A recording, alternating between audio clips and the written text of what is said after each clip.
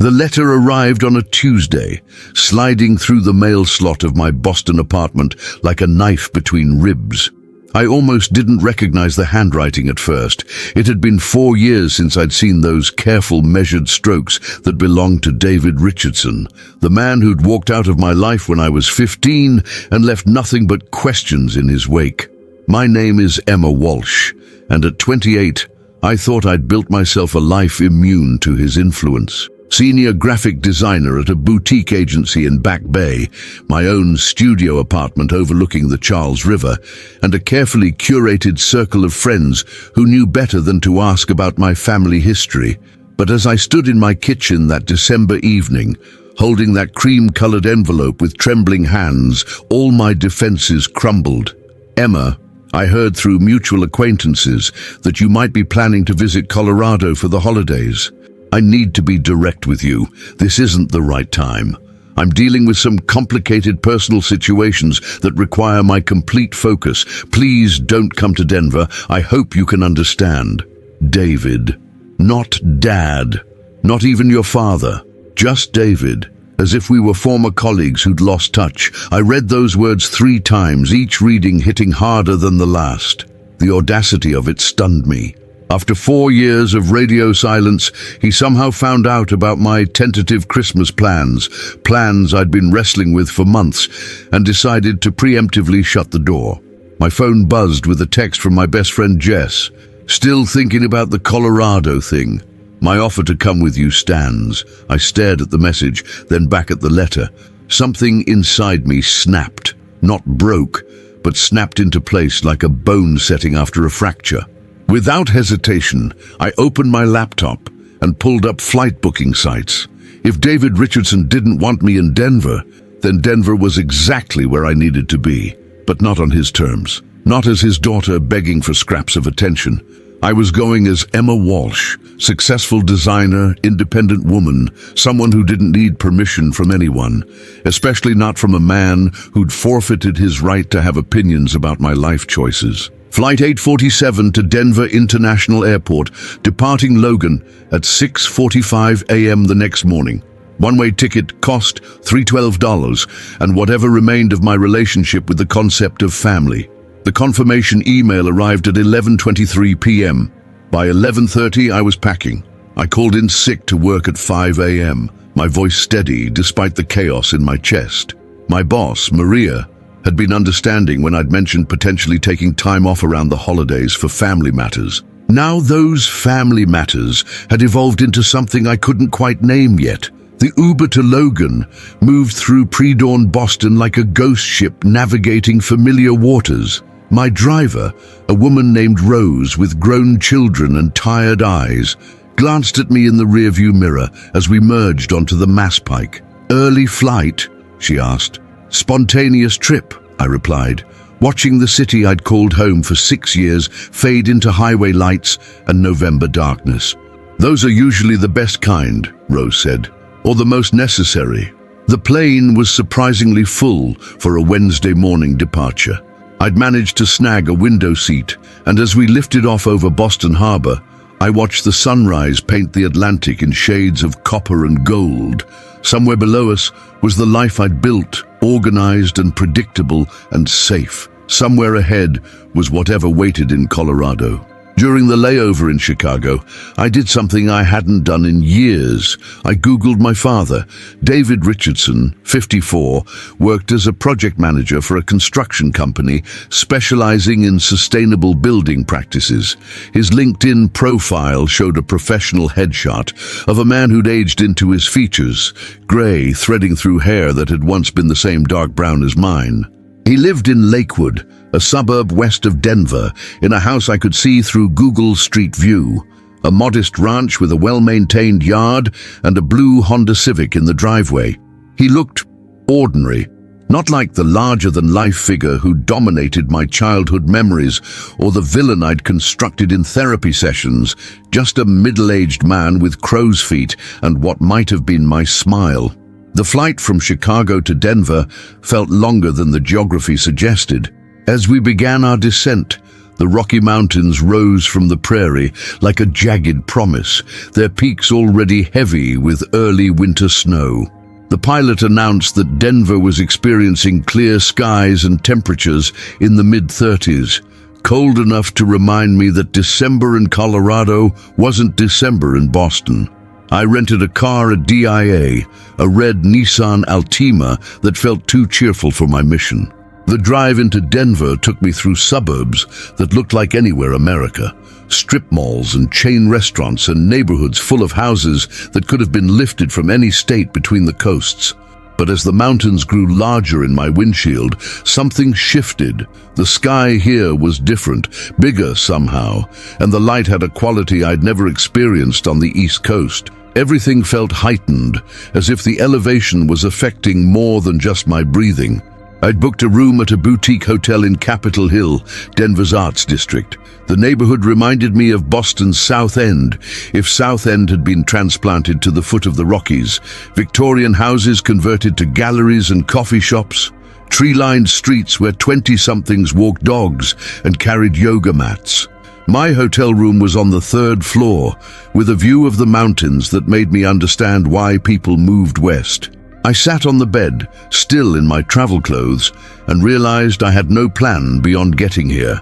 For the first time since reading his letter, I allowed myself to feel the full weight of what I'd done. I was in my father's city, less than 20 miles from his house, with no idea what I wanted to accomplish. Did I want a confrontation, an explanation, an apology that was 13 years overdue? My phone rang. "Jess, please tell me you didn't actually do it," she said without preamble. "I'm in Denver." "Emma, Jesus, you can't just..." She paused and I could hear her recalibrating. "Okay, you're there. How are you feeling?" "Terrified," I admitted. "And angry, and like I might throw up from the altitude." "That's normal, all of it. What's your plan?" "I don't have one." "Good. Plans are overrated when it comes to family drama. Trust your instincts." After we hung up, I walked to the hotel window and stared at the mountains. Somewhere in this city was a man who'd shaped my life through his absence, more than many fathers shaped their children through their presence. Tomorrow, I would figure out what to do about that. Tonight, I would order room service and try to remember the last time I'd felt this scared and this alive at the same time. The sun was setting behind the Rockies, painting the sky in colors that didn't exist in Boston.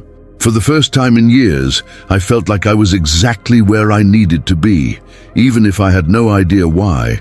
I woke at 5:47 a.m. to the sound of snow hitting my hotel window. Not the wet, heavy snow of New England winters, but the dry, crystalline precipitation that seemed to hang in the thin mountain air like suspended stars.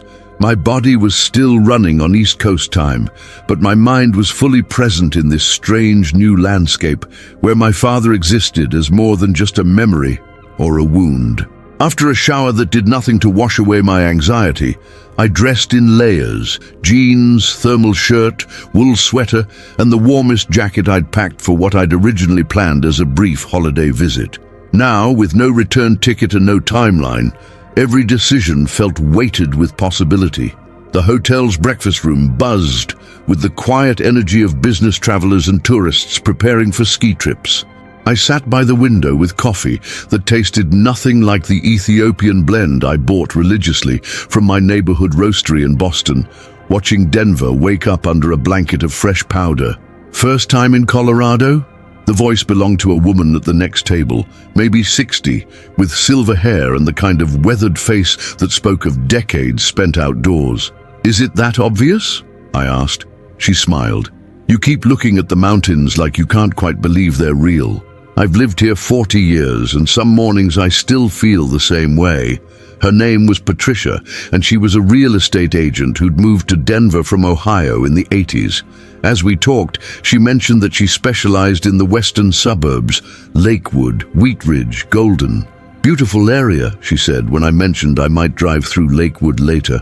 "Lots of young families, good schools, more affordable than Denver proper, but still close enough to commute. You thinking of relocating?" "Something like that," I said, which wasn't exactly a lie. After breakfast, I sat in my rental car in the hotel parking lot, staring at the address I'd found online, 1247 Maple Street, Lakewood, CO 80214. According to Google Maps, it was a 17-minute drive from my hotel. 17 minutes to cross a distance that had felt unbridgeable for 13 years. Instead of heading west toward Lakewood, I found myself driving east into downtown Denver. I needed to understand this place first, to see what had drawn my father here after he'd left Massachusetts and our broken family behind. Downtown Denver surprised me. It wasn't the cowboy hat-wearing, pickup truck-driving stereotype I'd unconsciously expected. The city had a sophisticated energy, with gleaming skyscrapers rising against the mountain backdrop and a walkable downtown core filled with coffee shops that wouldn't have been out of place in Boston's North End. I parked near Union Station and walked the 16th Street Mall, a pedestrian promenade that cut through the heart of the city. Street musicians played despite the cold, and the eclectic mix of people, business suits and ski gear, families and college students, tourists and obvious locals, gave the place a vitality that felt distinctly Western, but not provincial. At a bookstore called Tattered Cover, I found myself in the travel section, pulling out guides to Colorado and reading about the state's history, the gold rushes and mining booms, the railroad expansions, the waves of people who'd come here seeking something they couldn't find elsewhere. Maybe my father was just the latest in a long line of people trying to reinvent themselves in the thin air and wide skies of the American West. My phone buzzed with a text from my mother in Florida. "Haven't heard from you in a few days. Everything okay, honey?" I stared at the message for a long time. Mom had remarried when I was 19 to a kind man named Tom, who'd never tried to replace my father, but had shown me what stability looked like. She'd probably assumed I was safely in Boston, going through my normal holiday routines, unaware that her daughter was currently stalking her ex-husband in a city she'd never visited. "Taking some personal time," I typed back. "We'll call you soon." From downtown, I drove south to the neighborhood called Washington Park, where jogging paths wound around two lakes and through areas that looked like they belonged in a magazine spread about ideal American neighborhoods. Young professionals walked dogs and pushed strollers, and I found myself wondering if my father ever came here, if he jogged these paths or sat on these benches. The thought of him having a routine, a life, relationships I knew nothing about, felt surreal. In my mind, he'd been frozen at age 35, the way he looked the last time I'd seen him clearly. But of course, he'd continued living, making choices, probably even making mistakes he regretted. At a coffee shop called Ink Coffee, I ordered a latte and sat at a window table watching the foot traffic on South Gaylord Street. This felt like a neighborhood where someone might live if they wanted to be part of a community but maintain some privacy. Close enough to downtown for work, but residential enough to feel like home. "You're not from here."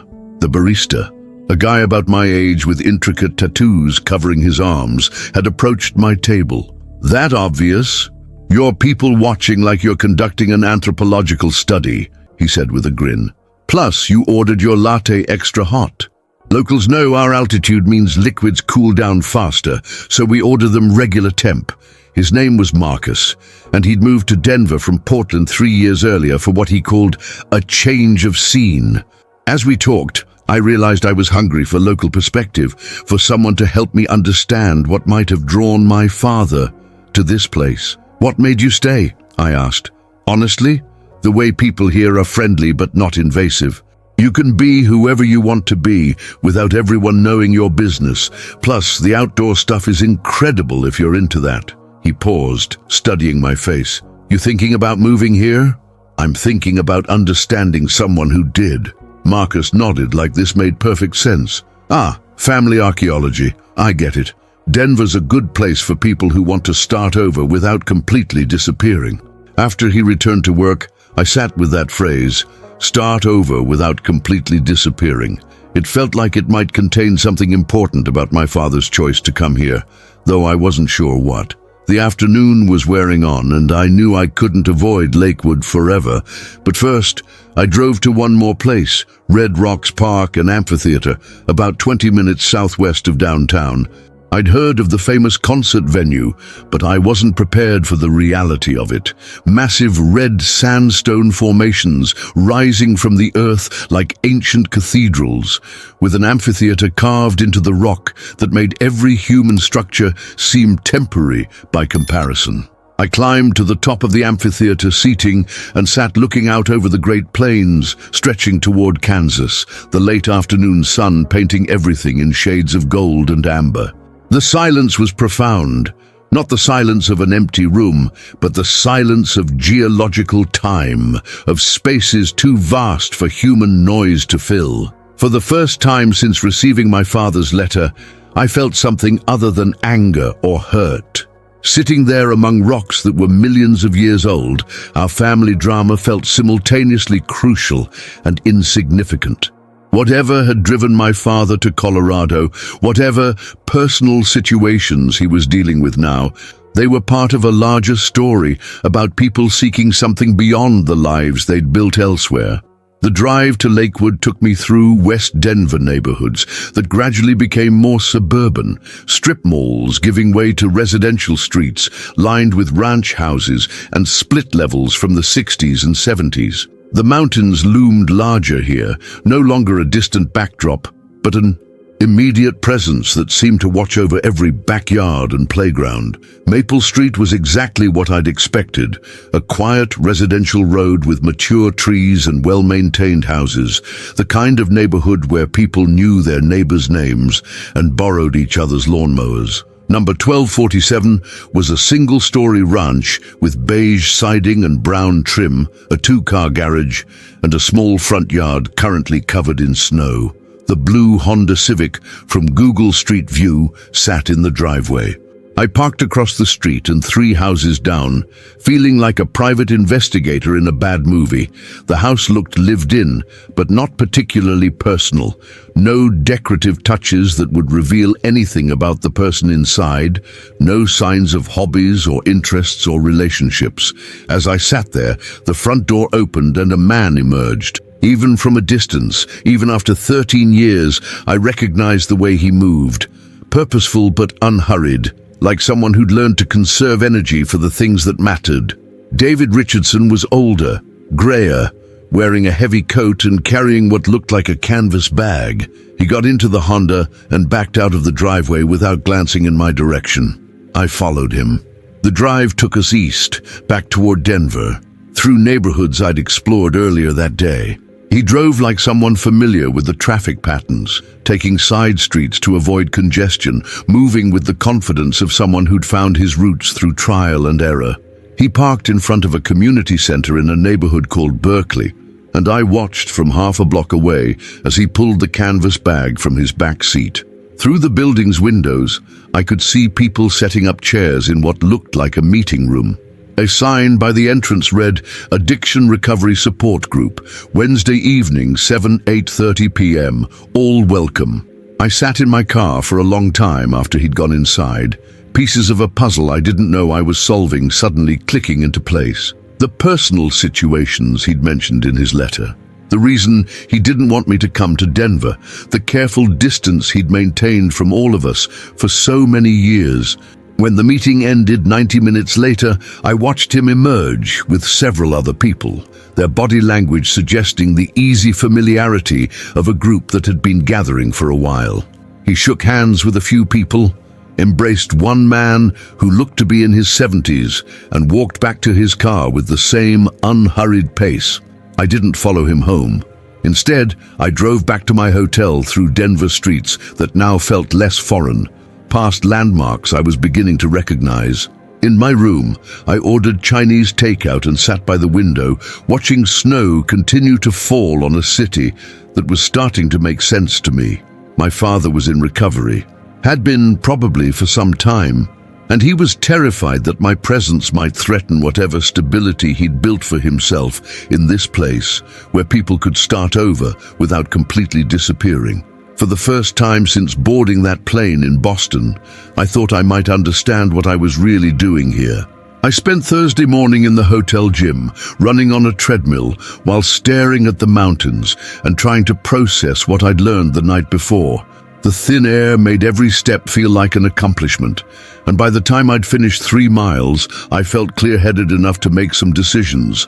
First decision, I wasn't going to ambush my father at another meeting or show up at his house unannounced. Whatever conversation we were going to have needed to happen on neutral ground, with both of us prepared for it.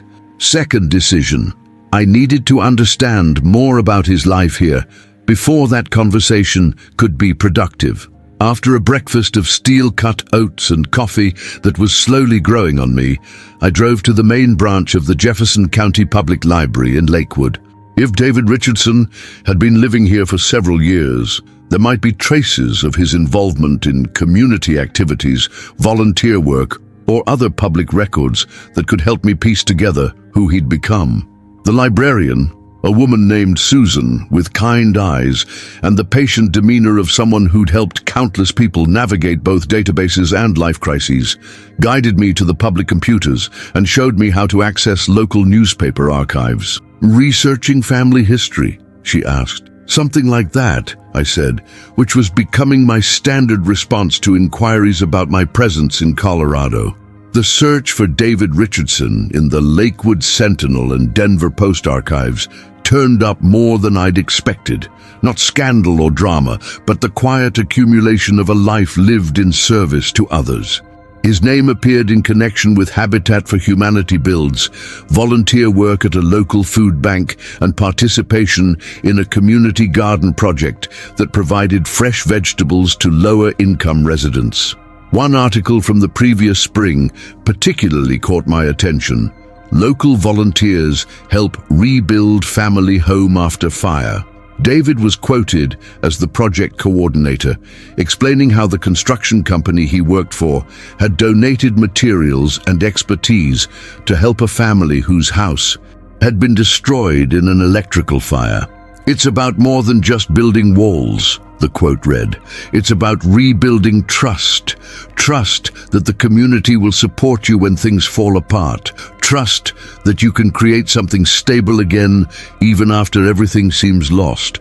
I stared at that quote for a long time, wondering if he'd been talking about more than construction.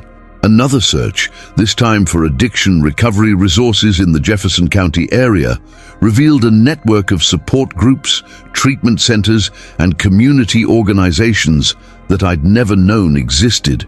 The sheer scope of it suggested both the magnitude of the problem and the determination of people working to address it. At one treatment center's website, I found a section about family involvement in recovery. "Addiction affects entire family systems," one article explained. "Sometimes the kindest thing a person in early recovery can do is maintain distance from family members while they build the foundations of sobriety. This isn't rejection, it's protection, both for the person in recovery and for the family members who may have been hurt by past behaviors." The word protection hit me like a physical blow.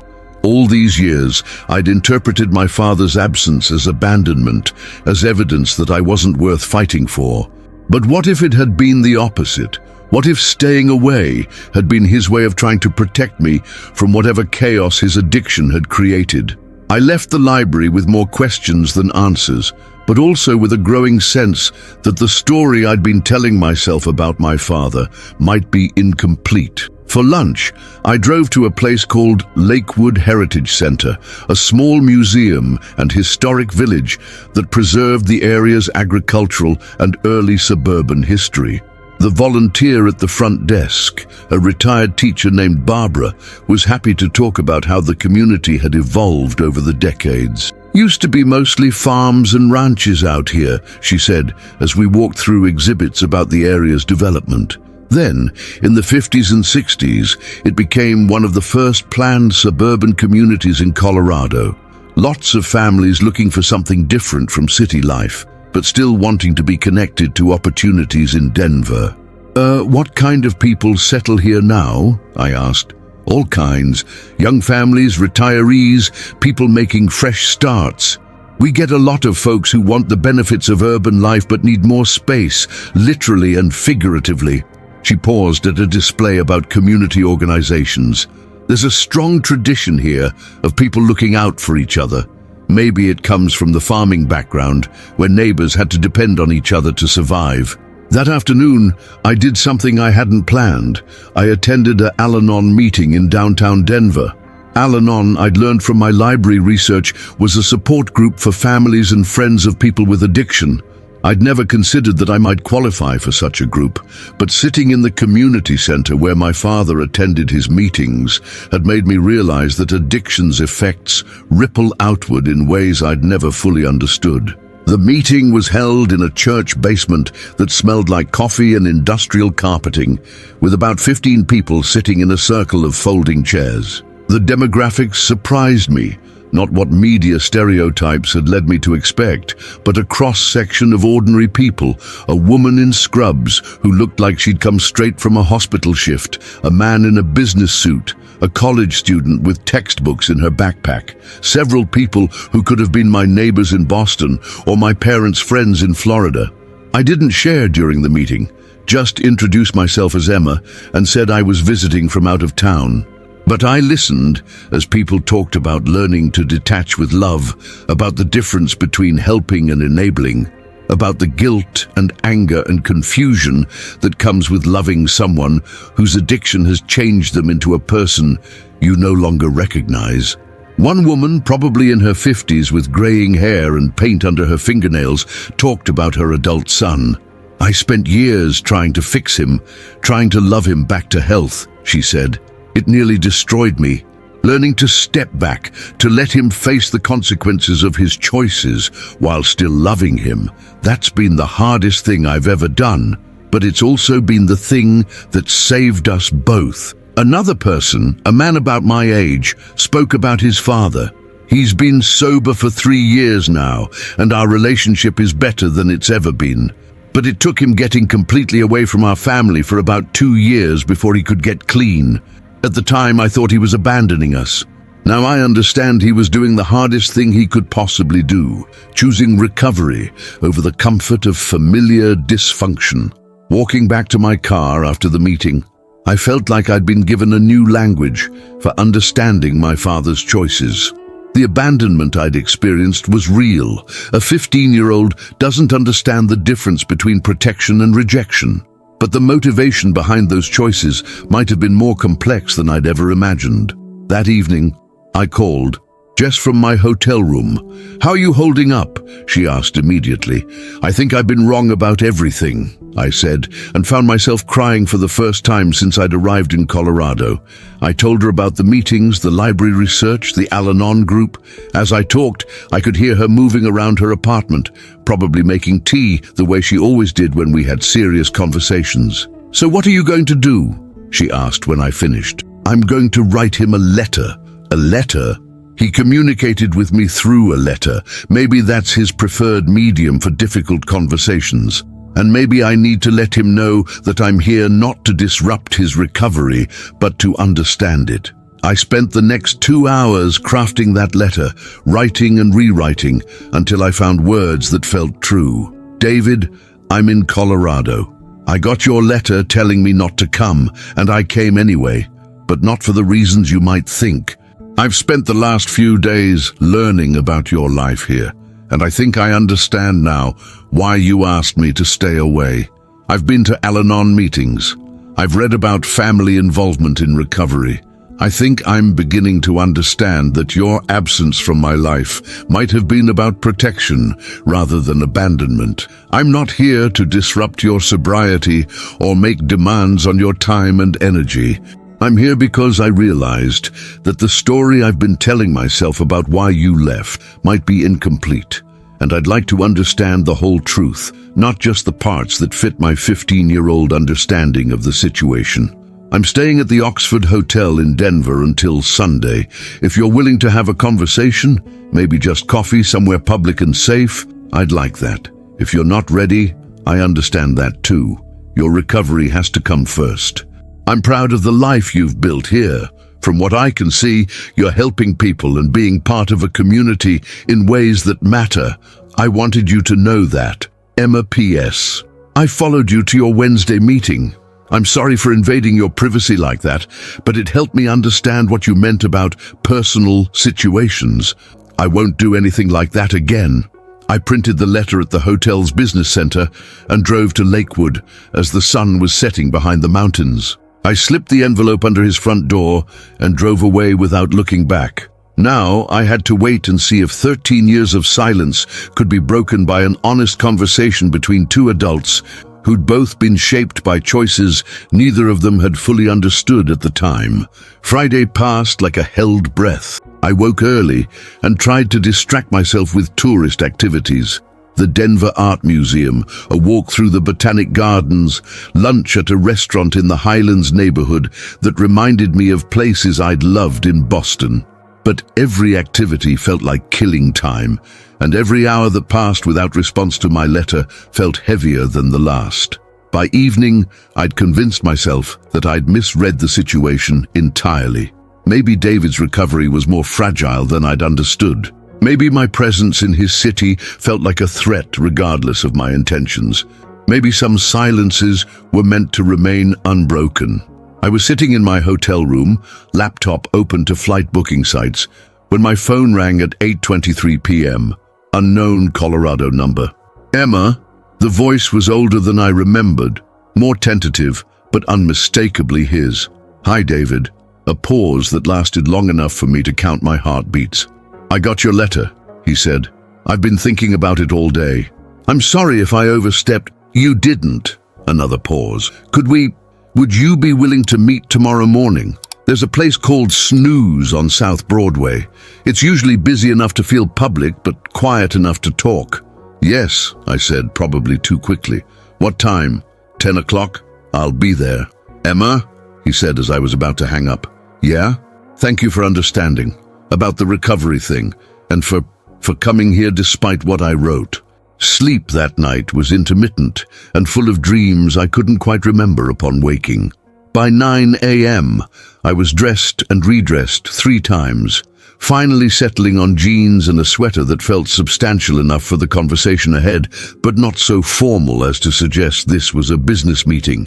Snooze turned out to be a breakfast restaurant with mid-century modern decor and the kind of energetic atmosphere that comes from combining excellent coffee with weekend morning optimism.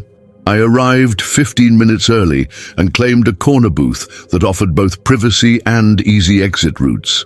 He walked in at exactly 10 a.m., scanning the restaurant with the careful attention of someone accustomed to assessing environments for safety and comfort. When his eyes found mine, I felt a jolt of recognition that was both familiar and strange, like seeing a childhood home that had been repainted but retained its essential architecture.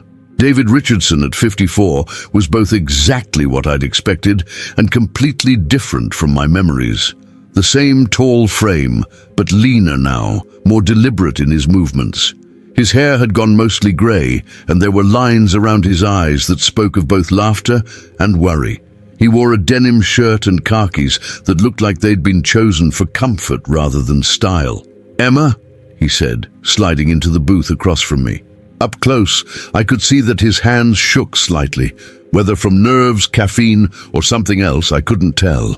You look good, I said, which was true. Despite the obvious signs of aging, there was something clearer about him than I remembered, as if he'd been living behind a screen for years and had finally stepped into direct light. So do you. Grown up. He smiled, and for a moment I saw the father I'd loved before everything got complicated. I've been following your career online. Your design work is incredible. This surprised me. You've been keeping track. Your mother sends updates to my sister, Elena, and Elena, well, she believes in family reconciliation more than I do, or more than I used to. He paused as the waitress approached, ordered coffee and wheat toast, waited until I'd ordered eggs Benedict before continuing. I know about your job at the agency, about your apartment in Boston.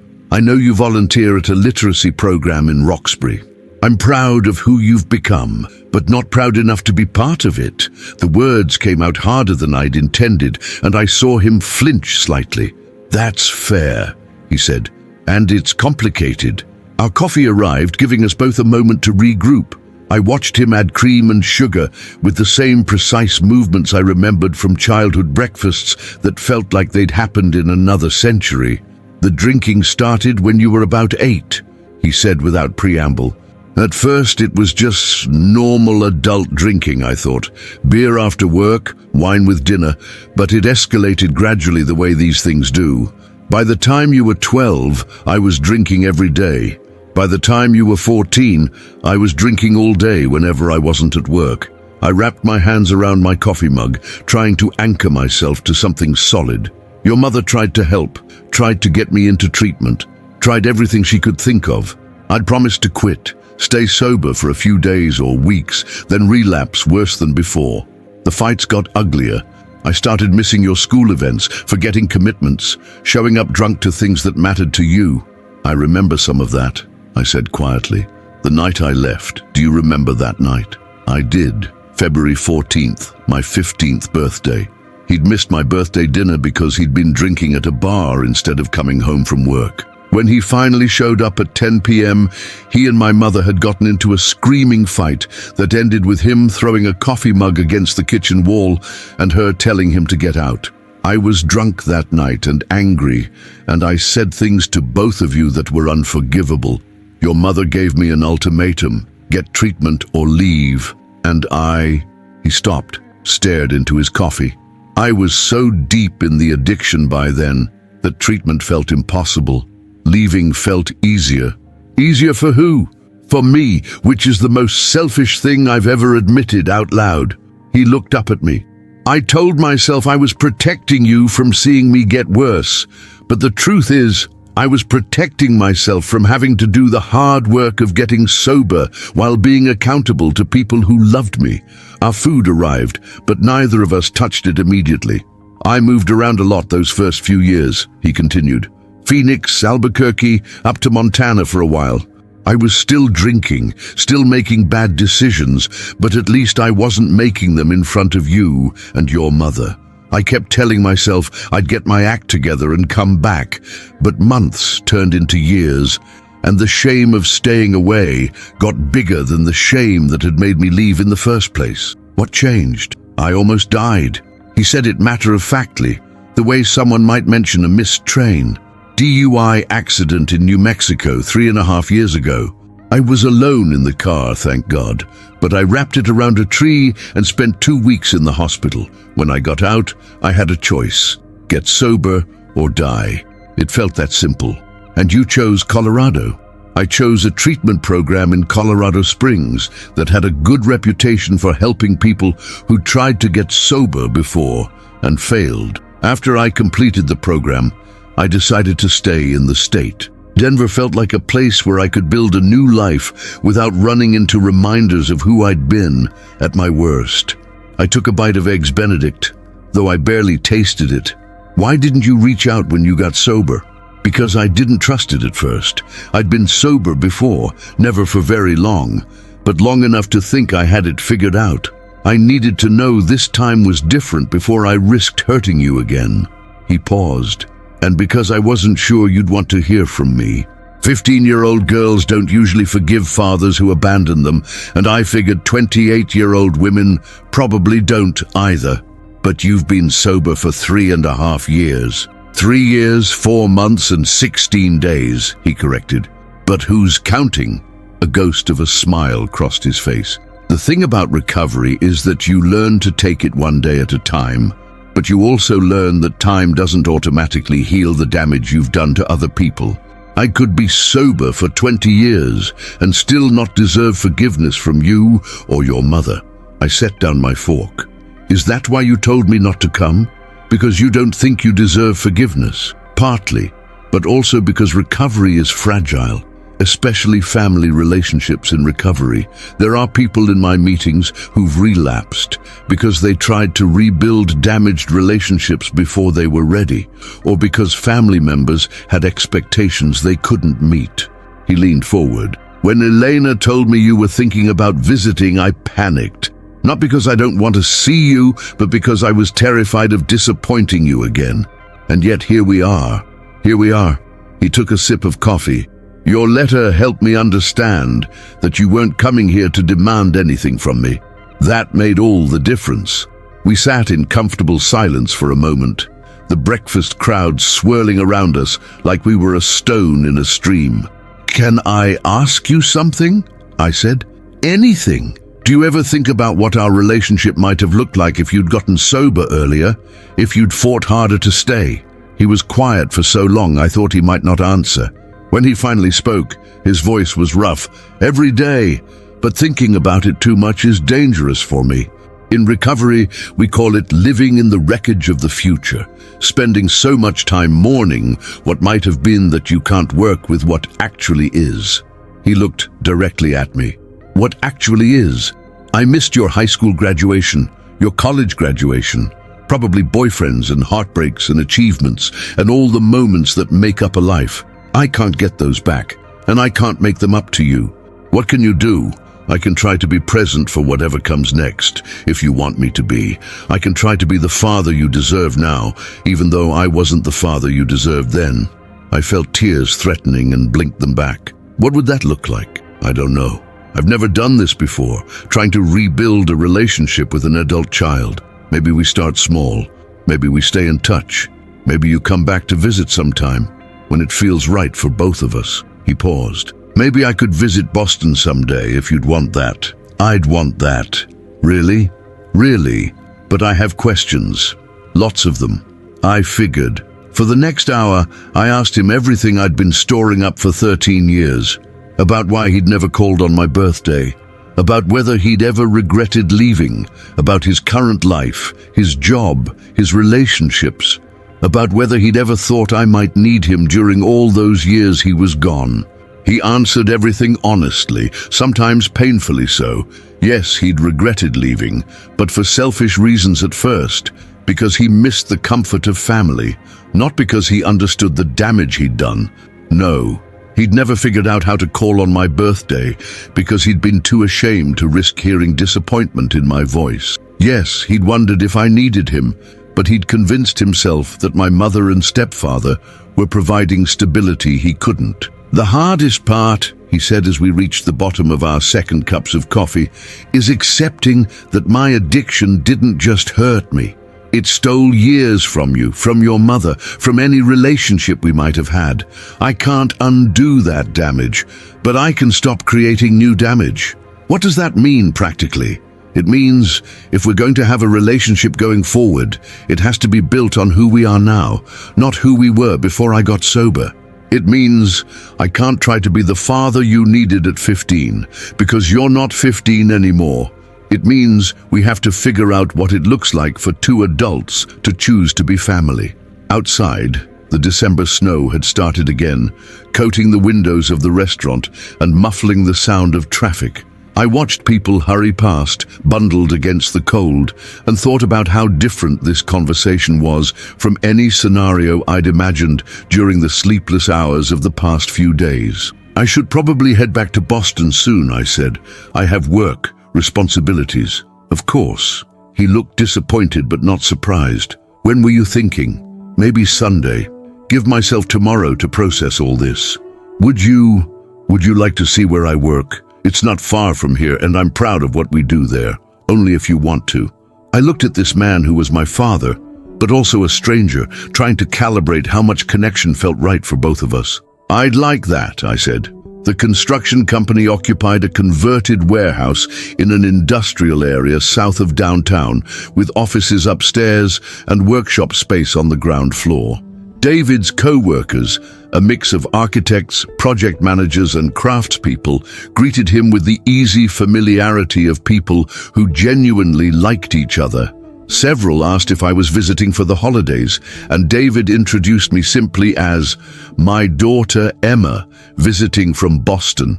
No drama, no explanations, no visible discomfort, just a father showing his daughter his workplace.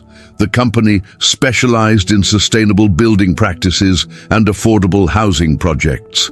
David showed me blueprints for a development they were working on in partnership with a non-profit.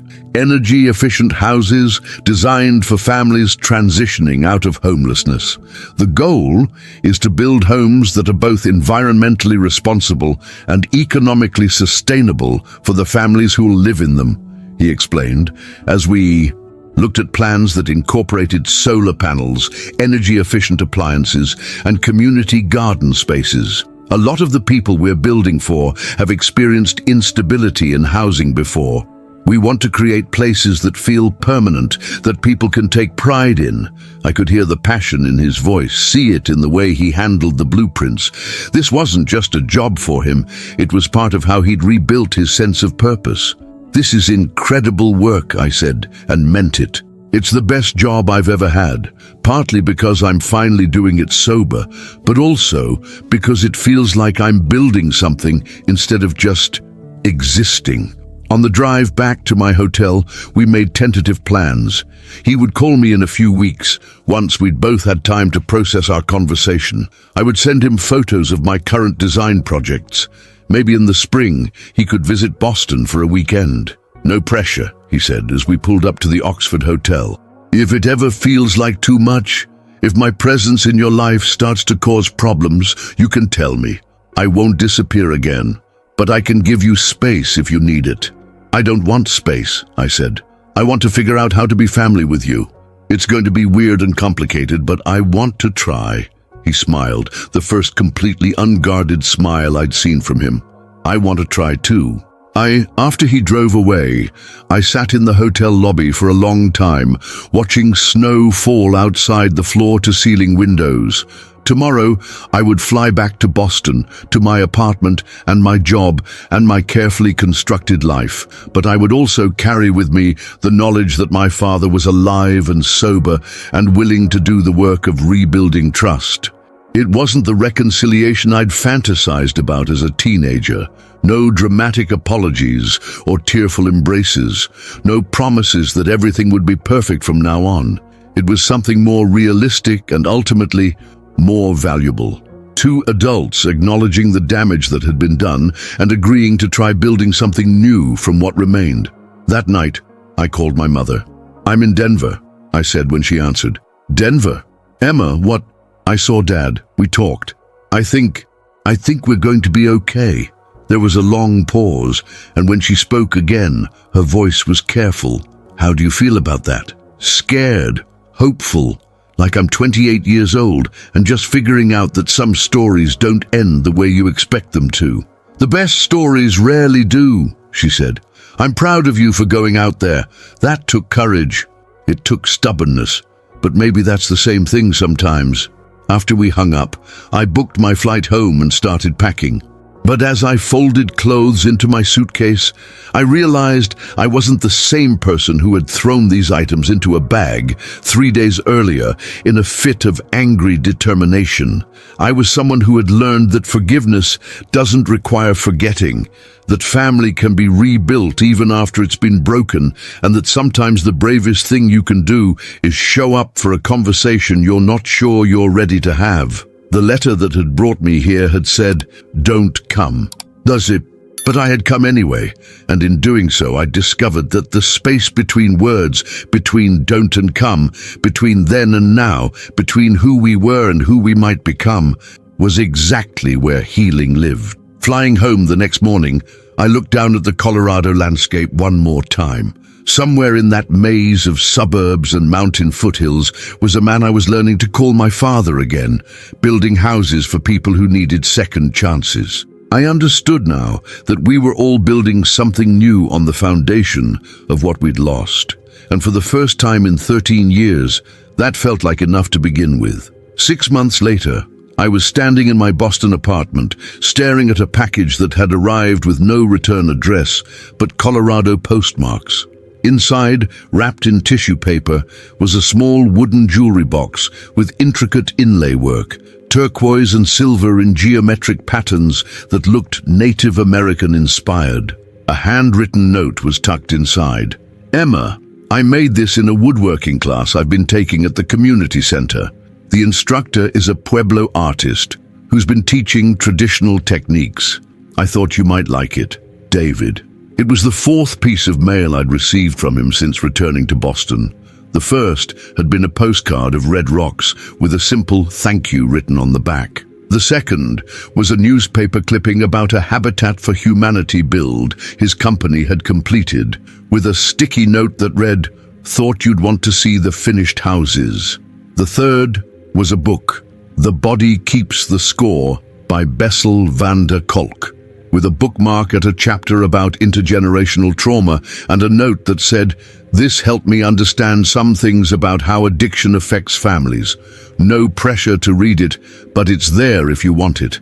Each communication had felt carefully calibrated, present without being overwhelming, personal without demanding a response. True to his word, he was learning how to be in my life without taking over my life. I'd written back twice. Once to thank him for the book, which I had read and found both devastating and helpful. Once to send him photos from a design project I'd completed for a non-profit that created affordable housing for veterans. I'd thought he'd appreciate the connection to his own work. Our text exchanges had been brief but consistent. Good morning messages on particularly difficult days. He somehow remembered that Mondays were always hard for me at work. Photos of sunrises over the mountains when he was having good days. Updates about his recovery meetings, his job, the community garden project where he'd started volunteering. Nothing dramatic, nothing that felt forced, just the slow accumulation of shared moments that might eventually add up to a relationship. But this jewelry box felt different, more substantial, more like something a father might give a daughter. I called him that evening. "I got the box," I said when he answered. "It's beautiful. You don't have to keep it if you don't like it. I wasn't sure about your taste in David. I love it." A pause. "Really? Really? It's sitting on my dresser, and every time I look at it I think about you learning something new, creating something beautiful with your hands." I touched the smooth wood surface. "It makes me proud of you." I heard his breath catch slightly. "That means more than you know. Can I ask you something?" "Of course." "Are you happy? Not just sober, but actually happy?" He was quiet for so long I wondered if the call had dropped. "Most days, yes," he finally said. "It's a different kind of happiness than I expected. Quieter, more grateful. I wake up every morning and I'm not hungover, and I remember that I get to choose how to spend the day. That still feels miraculous to me. And the hard days? There are still hard days. Days when I miss drinking. Days when the shame feels bigger than the progress. But I have tools now, people to call, and I have," he paused, "I have you to think about. Not in a way that puts pressure on you, but knowing that you're in the world, doing good work, living your life. It gives me a reason to keep showing up for mine." That weekend, I did something I'd been thinking about for weeks. I called my mother and asked if she wanted to have dinner with me and Tom, my stepfather, to talk about David. We met at a restaurant in Coral Gables, a place with outdoor seating where we could watch the sunset over Biscayne Bay. Mom looked older than I remembered, but also more settled, as if the years since my father had left had allowed her to grow into herself in ways that wouldn't have been possible before. "How was Colorado?" she asked once we'd ordered. I told her everything, about the recovery meetings, about David's work, about our conversation at the breakfast place, about the careful way we were learning to communicate, the boundaries we were both trying to respect. "He asked about you," I said. Not in a way that felt like he was fishing for information, but like he genuinely wanted to know if you were happy. Mom smiled, the first genuinely relaxed expression she'd worn since we'd started talking about him. "I am happy. It took me a long time to get here, but I am." "Would you ever want to talk to him? Not to get back together," I clarified quickly, "but to have some kind of closure or understanding." She considered this, swirling her wine glass. "Maybe someday, when enough time has passed that we can both approach it as the people we are now, not the people we were when everything fell apart." She looked at me. "Are you okay with me not being ready for that yet?" "More than okay. I think it's healthy." Tom, who'd been quietly listening, finally spoke up. "For what it's worth, I think you handled the whole Colorado situation with a lot of maturity. It can't have been easy, going out there not knowing what you'd find." "It wasn't," I said, "but it was necessary." 3 weeks later, David called with an unusual request. "I'm going to be in Boston," he said, "for work, not to see you, though I'd love to see you if you're comfortable with that." My company is consulting on a housing project in Somerville, and I'll be there for 4 days in July. Of course I want to see you, I said, surprised by how immediately certain I felt. Where are you staying? A hotel near Harvard Square. But Emma, I want you to know, if it feels like too much, if having me in your city feels overwhelming, just tell me. We can wait until you're ready. I'm ready, I said. I've been ready since I got on that plane to Denver. His visit to Boston became one of those experiences that's simultaneously ordinary and extraordinary.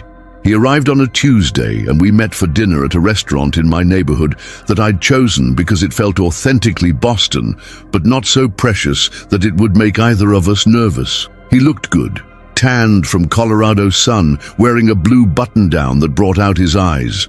More relaxed than he'd seemed in Denver, as if 6 months of consistent communication had given him confidence that this relationship could survive normal interactions. We talked about his project in Somerville, about my work, about the book I'd been reading that he'd recommended. Normal father-daughter conversation if you ignored the fact that we were both acutely aware of how rare and precious normal felt. The next evening, I took him to Fenway Park for a Red Sox game. He'd been a baseball fan when I was little. I had vague memories of watching games on television with him before everything got complicated, and I'd thought it might be nice to share something we'd both enjoyed before. I haven't been to a game in probably 15 years, he said as we found our seats along the first baseline. Why not? Drinking and baseball went together for me for a long time. Even after I got sober, I avoided situations that felt too connected to my drinking days. He looked around at the crowd, the green field, the massive wall in left field. But this feels okay. Good, actually.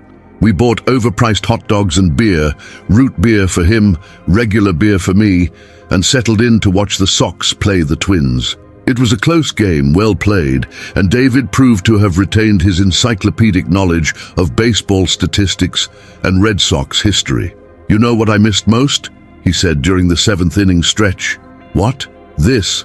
Sharing something I care about with someone I love, without needing to be drunk to feel comfortable doing it.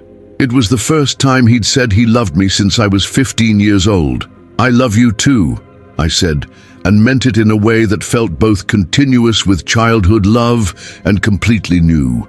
On his last night in Boston, I cooked dinner for him in my apartment. Nothing fancy.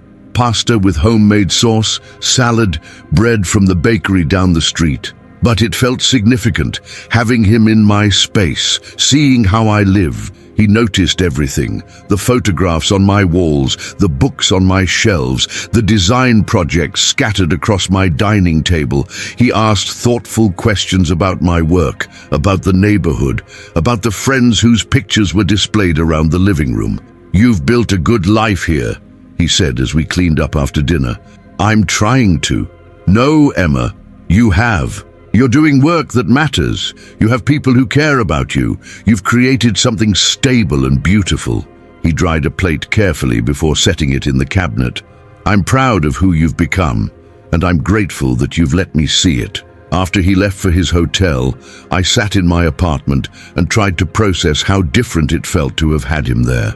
Not like an intrusion or a disruption, but like a natural extension of my life. 2 months later, I flew back to Denver for a long weekend. This time, David picked me up at the airport and we drove through the city like I was a returning resident rather than a tourist. He showed me changes that had happened since my December visit. New buildings going up downtown, progress on the affordable housing project he'd shown me blueprints for months earlier. I stayed in a hotel again, but this time, it felt like choice rather than necessity. We had dinner at his house, a simple meal he'd cooked himself in a kitchen that was clean and organized and felt like home. I met his neighbor Maria, an elderly woman who clearly adored him and who told me stories about how he'd helped her with home repairs and snow removal. Your father's one of the good ones, she said, as we sat on David's back patio, looking at the mountains. We've all been hoping he'd find his family again. On Sunday morning, David took me to his recovery meeting. Not as a spectacle or to prove anything, but because it was part of his weekly routine, and he wanted me to understand that part of his life. You don't have to say anything, he told me as we walked into the community center. "You can just observe if you want." But when it came time for sharing, I found myself raising my hand. "I'm Emma," I said to the circle of 20-odd people. "I'm visiting from Boston, and I'm David's daughter." Several people smiled. Apparently they'd heard about me. I wanted to say that 6 months ago, I didn't understand anything about recovery or what it meant for families. I thought my father had abandoned me, and I spent years being angry about that. But being here, learning about this community, seeing the work he's doing, I understand now that recovery isn't just about the person who was addicted. It's about rebuilding trust and learning new ways to love each other. After the meeting, several people came up to talk to me. A woman named Janet, whose daughter lived across the country, told me how proud David had been when he'd shared about our reconnection. A man named Miguel, who'd been sober for 8 years, talked about how family relationships in recovery required patience and grace from everyone involved. "Your dad talks about you all the time," said a younger guy named Chris. "It's clear that having you back in his life has given him something to keep fighting for." Flying back to Boston that afternoon, I realized that something fundamental had shifted. This wasn't about forgiveness anymore, or even about healing from past wounds. This was about 2 adults who happened to be related choosing to build a relationship based on who they were now. The holidays that year were different. David flew to Boston for Christmas, staying for 4 days and meeting my friends, my stepfather Tom, and even my mother. A conversation that was awkward at first, but ended with genuine warmth on both sides. "Thank you," Mom said to David as he was leaving, "for getting sober, for doing the work, for becoming someone Emma can trust. Thank you for raising her into someone worth fighting to know," he replied. As I write this, it's been 18 months since I received that letter telling me not to come to Colorado. David and I talk every week now, sometimes more. We text each other photos and funny articles and updates about our respective work. I've been back to Denver 3 times, and he's visited Boston twice. It's not a perfect relationship. We're still learning each other's boundaries, still navigating the complexity of being family members who met as adults. There are conversations we haven't had yet, and probably some we never will. But it's a real relationship, built on honesty and mutual respect, and the radical decision to keep showing up for each other even when it's uncomfortable. The jewelry box he made me sits on my dresser, and I think about it every morning when I get ready for work. It reminds me that people can change, that family can be rebuilt, and that sometimes the best response to being told "don't come" is to come anyway, not in anger or defiance, but in hope.